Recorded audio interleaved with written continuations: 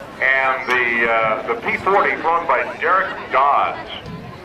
Derek Dodds has been flying. That particular one isn't. Avarex. There's a P-40 and a Corsair. And owns a bunch more. They've got the TBM Avenger up there on view, although it's not really. And watch them as they come around in this first pass.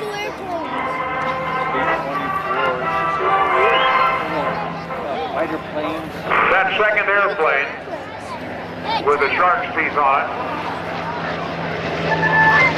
Here's the Curtiss P-40 Warhawk, the standard Army Air Force fighter at the outbreak of the war in the Pacific. And it shot down the first Japanese aircraft near Hickam Field, Hawaii. A follow-on design to the Curtiss P-36, which was called Don Berlin's finest design. The P-40 was the only aircraft of its type capable of being produced in mass quantities. The American Volunteer Group, the AVG, formed in 1941, was equipped with 100 of the earliest P-40s swiped from the original Royal Air Force order. Operating as a military unit, as civilians, under contract in the Republic of China, the AVG flew into history defending the vital supply corridor, the Burma Road. In less than a year, operating in deplorable conditions of no rest, disease, spoiled food, and field supplies, Chennault Tigers shot down 286 Japanese aircraft, losing 8 P-40s and 23 pilots in air-to-air combat.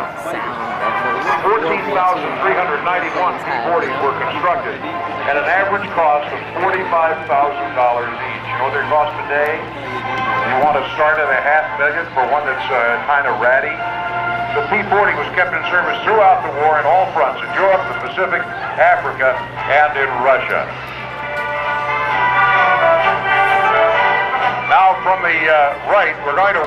One Corsair was universally acknowledged as the finest naval fighter of World War II.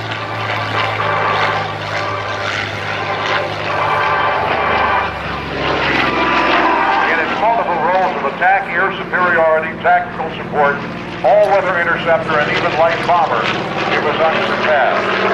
Corsair was designed around the most powerful engine envisioned in 1938, Pratt & Whitney's R2800.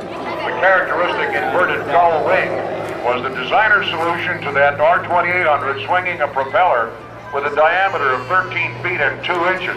It was the only way they could get ground clearance. The original canopy was too low for the pilot. Corsairs went to the Marines for use from land bases. But with the visibility and landing gear problems, the Navy couldn't get enough of the Corsairs. There's the Corsair inbound now from the left side again. As was the case with most aircraft constructed in wartime, the Corsair was also built under license by Brewster as the F3A, and by Goodyear as the FG-1 and FG-2. Now this particular airplane, built by Goodyear in Arizona, is an FG-1D model. One version by Goodyear, the F2G, was pulled by a Pratt & Whitney R4360 in Mesa, Arizona. I've seen this airplane and it looks like it just rolled out of the factory. The Corsair was the first Navy airplane to exceed 400 miles an hour in level flight. And that was a Vought test pilot who developed a heavy throttle hand over Long Island Sound. After being recalled from early retirement, the Corsair served with the United Nations forces in Korea, scoring a number of mink kills. After a total production run of 12,571 aircraft, the 5 airplanes that was used in the Baba Black Sheep and Black Sheep Squadron television series. It always looked like they had more, but they shot them in groups of 5, and then they would just mat the photographs together, so it would look like, holy cow, look at all them Corsairs. So, anyway, beautiful airplane, and I talked with Bill Dodds, I'm sorry, listen to me talking about Bill. I talked with Dan Damio, this red-hot aerobatic pilot I am, to show the airplane off. So that's why they're making these passes and hoping that you enjoy them. Let's just watch Derek Dodds out here in the P-40 and Dan Damio in the FG-1. And just listen to the music. Was the F4F Wildcat. And the Wildcat, people may not realize, started out as a biplane. So gives you an idea of how far behind the curve we were. But this is the Army Air Corps, the Air Force first frontline fighter, the P-40. And of course, the Corsair joined the war effort about a year and a half after the war had begun. You didn't realize that a lot of the airplanes that you see flying, you think of the Wildcat as Grumman. Grumman built the Wildcat but needed production capacity in order to build the Hellcat. So they sold the designs. I shouldn't say they sold. They licensed the design of the F4F Wildcat to General Motors, the General Motors plant up here in Linden, New Jersey, and General Motors built the Wildcat as the FM1 and the FM2. We have an Avenger here. The Avenger was originally the TBF Avenger was built by Grumman, but they too also asked the folks at General Motors to build Avengers under license.